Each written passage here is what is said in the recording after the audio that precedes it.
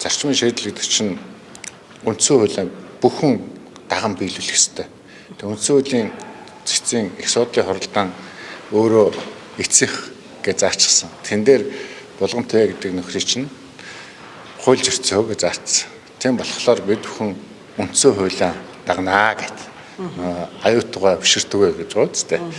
Тийм учраас бол үндсэн хуулиар дахаас өөр байна. Хэрвээ энэ үндсэн хуулийн энэ зарчмаа хэрвээ гайчих юм бол хууль биелүүлэх нь болдохгүй болно. Жишээлх юм бол өөрийн чинь хэвлэл мэдээллийн хууль хэрэгжүүлчих гэдэг юм уу?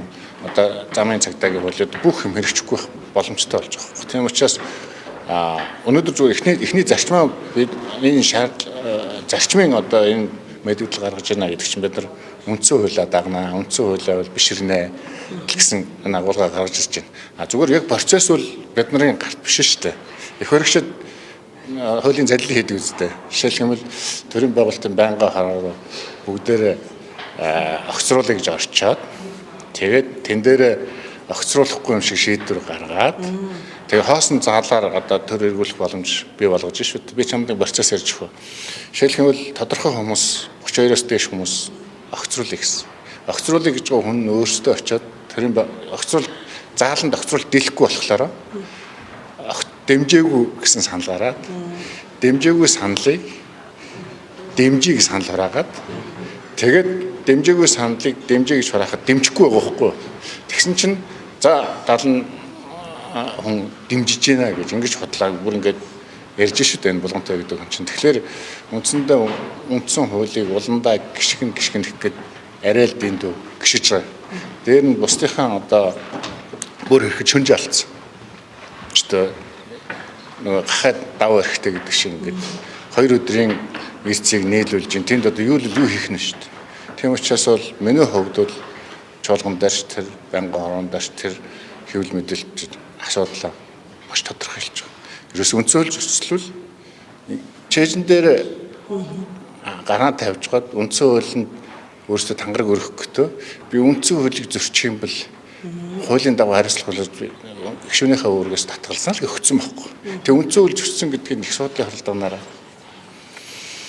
тогтоочод байхад тэр хүн одоо энэ хүмүүс нийгмийн бужигнуулалт байхгүй нөгөө тангарага биелүүлж байна гэж явах ёстой шүү дээ. Хэрвээ би надад үүрэг даалгавар өгсөн барьсан бид нар олонхороо шийдсэн гэх юм чи бүр бүлэглэн болно үстэй. Бүр хүндрэх байхгүй. Харин тэрний оронд би харин зөрчих гэсэн юм а гэдэг ингээд гишүүнийхээ үүргээс татчих юм бол хамгийн цэвэрхэн олон хүн хөлдөөж ирэхгүй. Надад одоо олон үүрэг өгсөй бид нар хамтаараа шийдсэн гэх юм бэлдэж одоо бараг бүлэглэн болно үстэй. Гэхдээ бүлгийн дарааг бол аюу тодорхой хэлж шүү дээ. Эднийх ингээд байнгын хороо их хурл хоёрын хооронд залилыг гэдэг байхгүй. Тэгэхээр бид нар өнөөдөр хатуу шийдвэр гаргачих юм бол бидний гаргасан шийдвэрийг нэг тойруулаад нэг их мөнхөргүй юм оруулж ирээд хуралдаа бодлоо хийгээд байж бол магадaltaй байхгүй. Тийм учраас бид бүхэн ямар ч байсан үндсэн хуулиа дагнаа. Үндсэн хуулиас зөрөхгүй гэдэг энэ зарчмын шийдлээ гаргачих чинь.